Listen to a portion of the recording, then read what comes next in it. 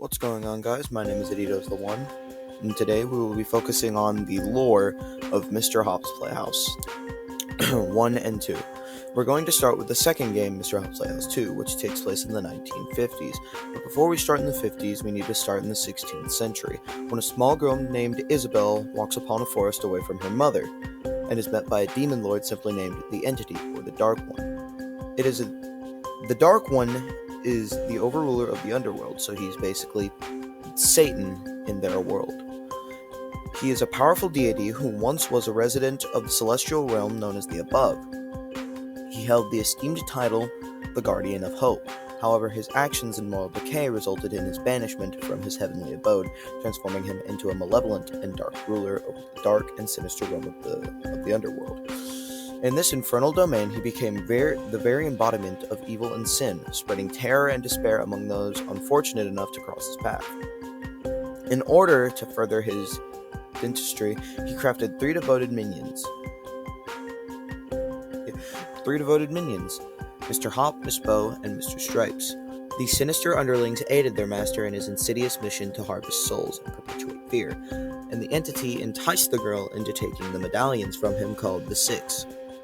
The Six were once the force that kept balance among the realms, but at some point in time the entity stole them and gave them to her, but Isabel was tricked, and she took them and put them on. But then her mother came out and shunned her for going unattended in the forest. Then Isabel murdered her mother, and then she was further questioned by the authorities, which then put her on trial, and then she was burned at stake for witchcraft. But the entity brought her back and possessed her body, and now he owns her soul, and uses her as a host for his nefarious purposes. But the entity got bored with the host and decided to send the host to an orphanage and sends the three dolls in the mid to late 50s. This is where the other messy, loud, screaming children spend most of their time, like horrendous zoo animals. You can join them soon enough. Come along, child. This is where we find Esther. Esther is one of the two main protagonists of the Mr. Hop's Playhouse series. She is the main protagonist in the second game and was supposed to be the new host at some point. Then Esther started to repeatedly have hellish nightmares every time she went to sleep. Abandoned, just as I was. Soon after, in 1952, she received via donation a stuffed rabbit named Mr. Hop. Esther's friends, Molly and Isaac, also received stuffed animals, which they were named Miss Bow and Mr. Stripes. Here you are, kids. More things for you to make a mess with. New toys!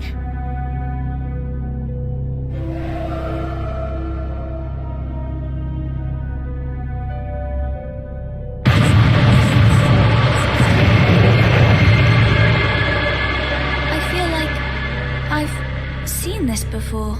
These are quite creepy looking. No, they're not. They're adorable. I'm going to call mine Miss Bow.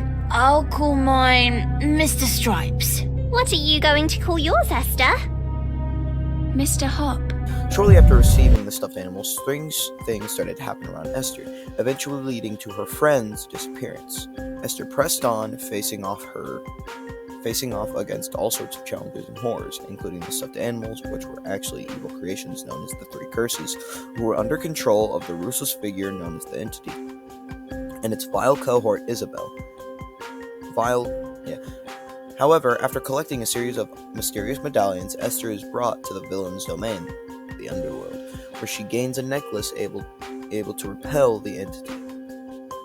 Isabel and the dolls Esther uses this power to defeat the three-headed monster comprised of the Three Curses. This subsequently defeats the Entity and Isabel. After returning to the human world, her friends returned and she went back to her normal life. Molly! Isaac! Everybody's here! Give yourself to us.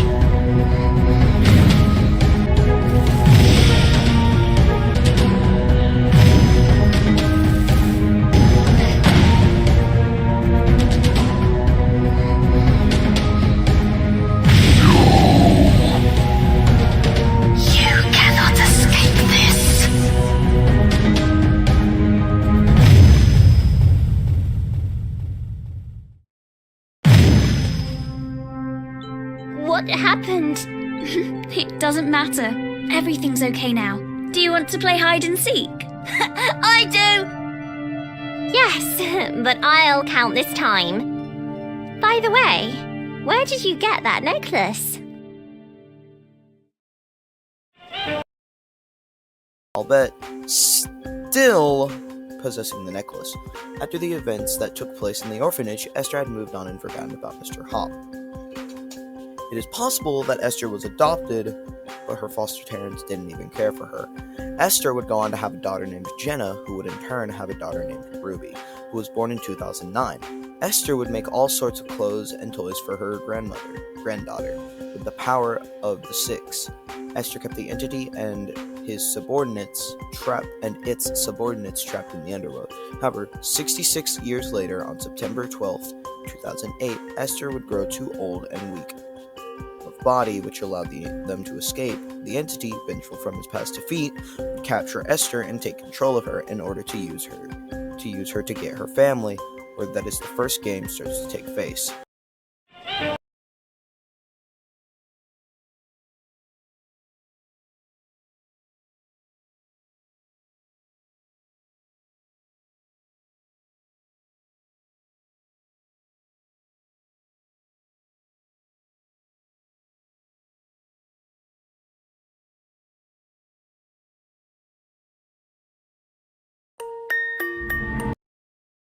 On April 18th, Ruby is tucked into bed by her father and is asked if he can take Mr. Hop away for the night, claiming the latter scares her.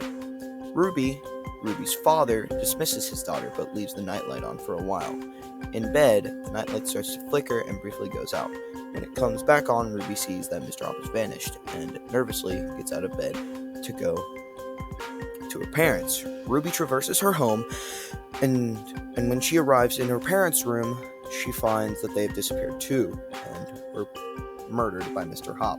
Ruby heads back to her room, but as soon as she walks through the hall, she witnesses Mr. Hop in a large humanoid form. Ruby must hide behind various objects to avoid. Ruby then starts wandering around the house, hiding behind objects to not be seen by Mr. Hop. Dad, can you take Mr. Hop tonight? He scares me. Come on now, Ruby. What would Nana think if she heard you say that? But She made him just for you. Look, I'll leave your nightlight on. Just try and get some sleep, yeah? Good night. Good night.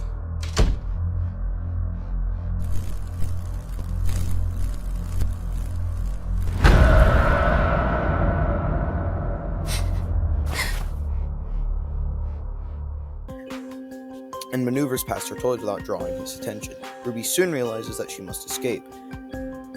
But as she reaches the front door, she discovers it to be locked and then she hears her mother's cries for help. Ruby begins to search for her mother but never finds her, but she locates the key to the house's basement. After a brief scare from Mr. Hop, Ruby finds a tape recorder and exits the basement. Ruby's new task is to find tapes scattered all around the house, which she does, but Mr. Hop gets more grotesque each tape that gets found. Then she goes back to her parents' room to get the sixth tape, but Mr. Hop is in a spider-like form.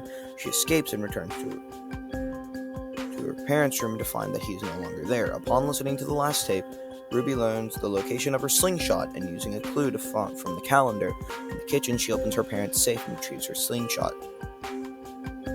Then she gets matches, lighter fluid, and lights up a piece of cloth and sets the house on fire.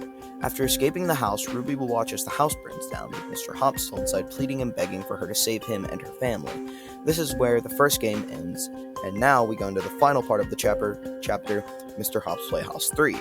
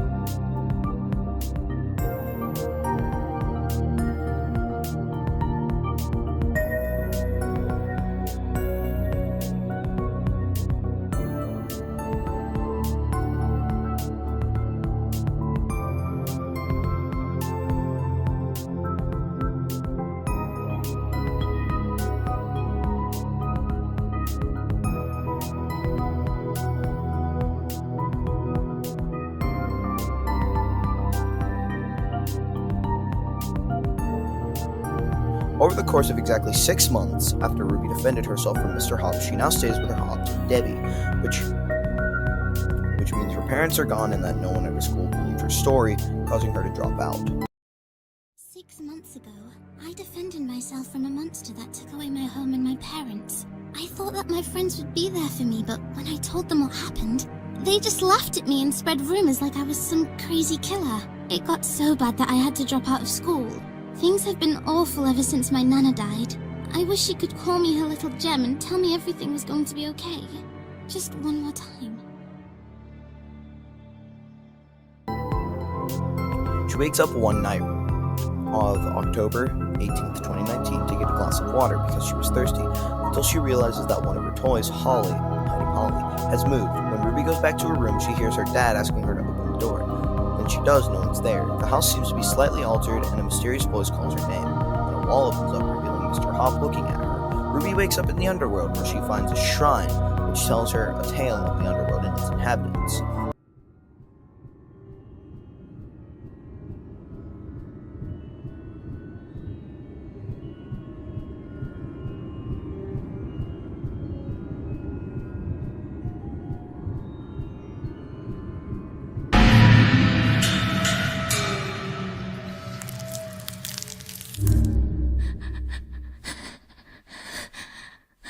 Ruby.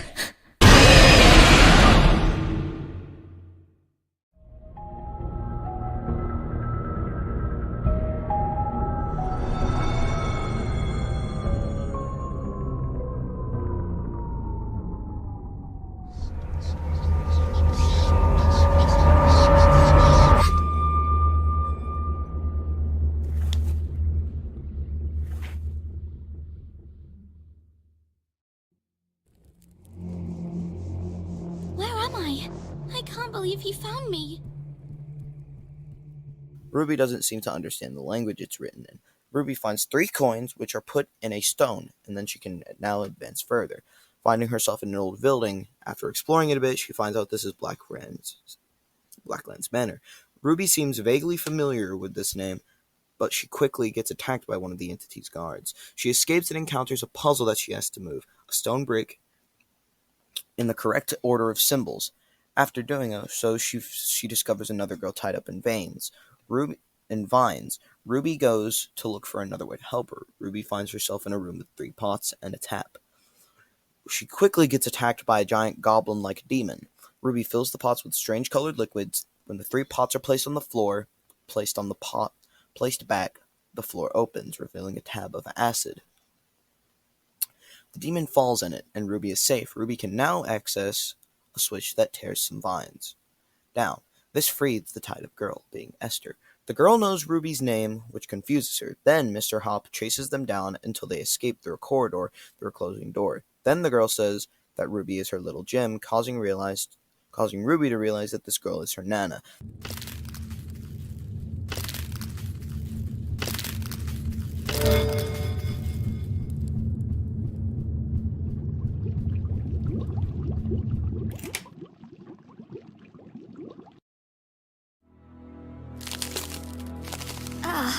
Thank you. Ruby? How do you know my name? Who are you? Ruby, it's me. I'm...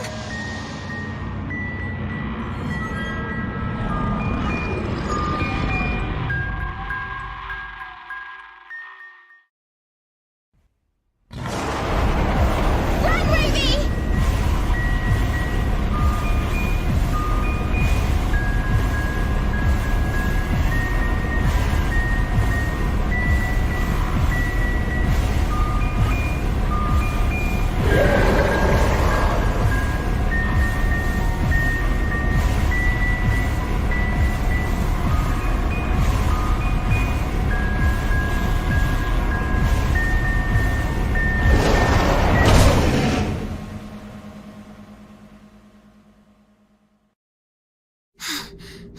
Well done, Ruby.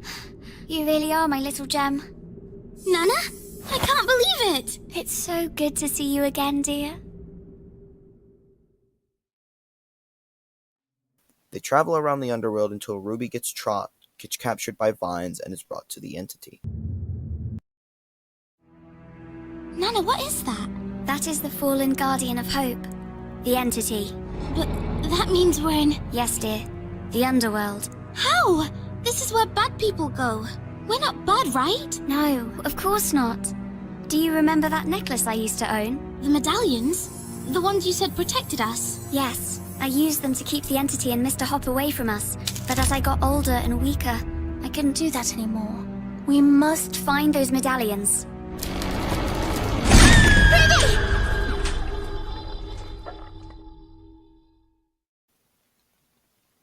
There, the entity convinces Ruby that Esther is evil and gives her a necklace with the last one of the 6. When Esther comes and gets tied up by the entity's vines, Ruby knows that Esther is innocent and tosses her the last medallion. Angered by this, the entity slaps Ruby, which then Esther ascends into another form of being and defeats it. She wakes Ruby up and comforts her before telling her that she will stay in the underworld to watch over and organize the souls there. Before she sends Ruby home, according to the painting, in the end, Ruby lived a happy life. And that is the lore of Mr. Hop's Playhouse.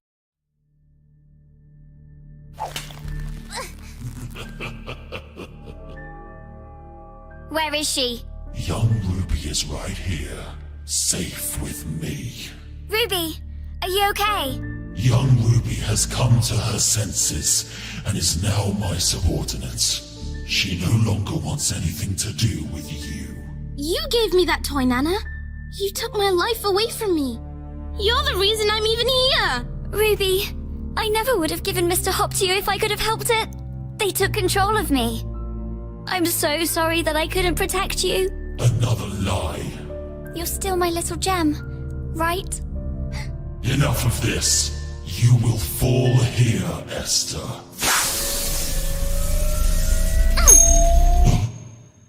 No! You treacherous witch! Ruby! Ruby, can you hear me? Say something! Foolish. That compassion you sacred ones insist on carrying is what makes you so weak. You both will die here.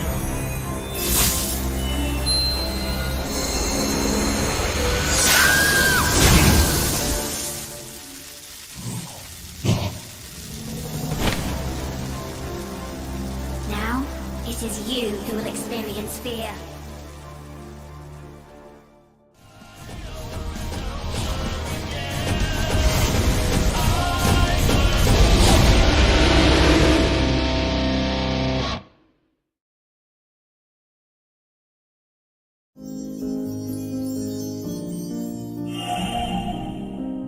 Wow, Nana, you look amazing. I'm sorry I didn't trust you. Don't be silly. Everything's okay now. I think Mum and Dad are waiting for you up there. What?